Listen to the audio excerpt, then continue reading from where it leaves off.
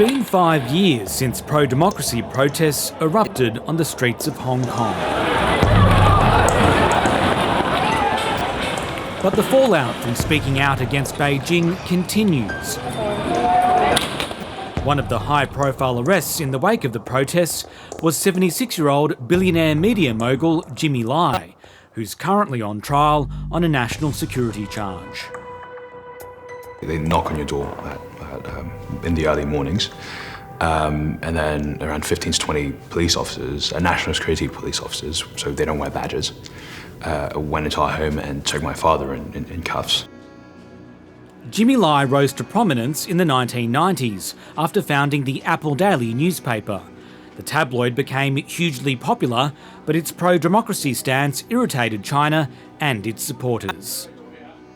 Throughout the years, he's had many attacks, both physical in the form of a house getting firebombed, assassination attempt. Someone once threw a bucket of pig waste on him during the 2014 protests, pro-democracy protests in Hong Kong. So he's always had this wide-ranging type of intimidation. As a son growing up, I want to say I was completely unaware of it because he didn't let fear get to him. Were you ever afraid? No, because if you're a kid and your parents aren't afraid, then you're not afraid. It's as simple as that.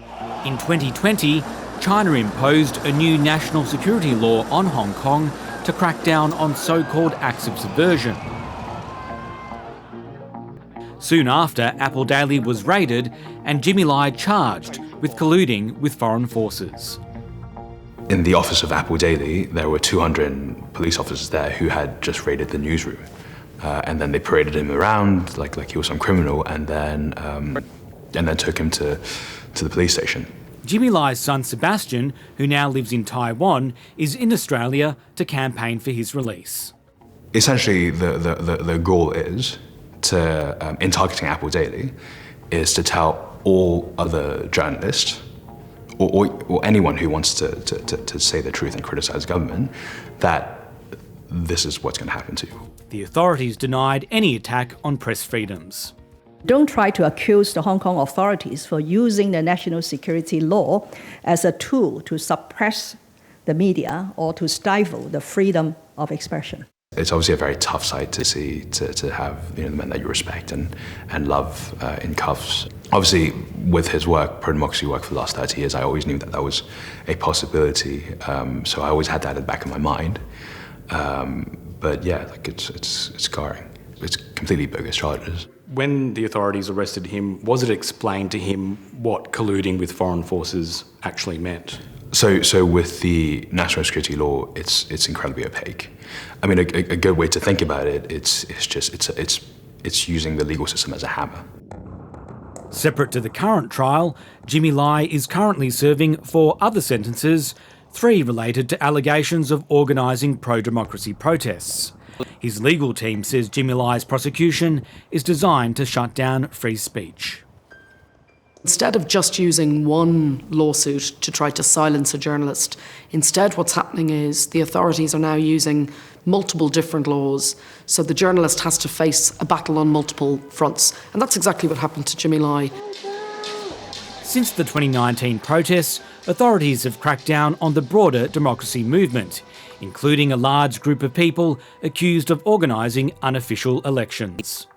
One of the largest cases involves 47 people who are democracy activists. They're professors, politicians, writers, and they held this primary poll to decide who to put up for election, and for that they were all taken away under the national security law. This is a whole generation of Hong Kongers, the brightest and the best.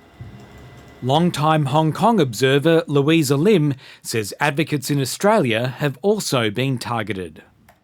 There are Australian citizens living here in Australia who've had bounties placed on their head, bounties of $1 million for people to try and turn them in.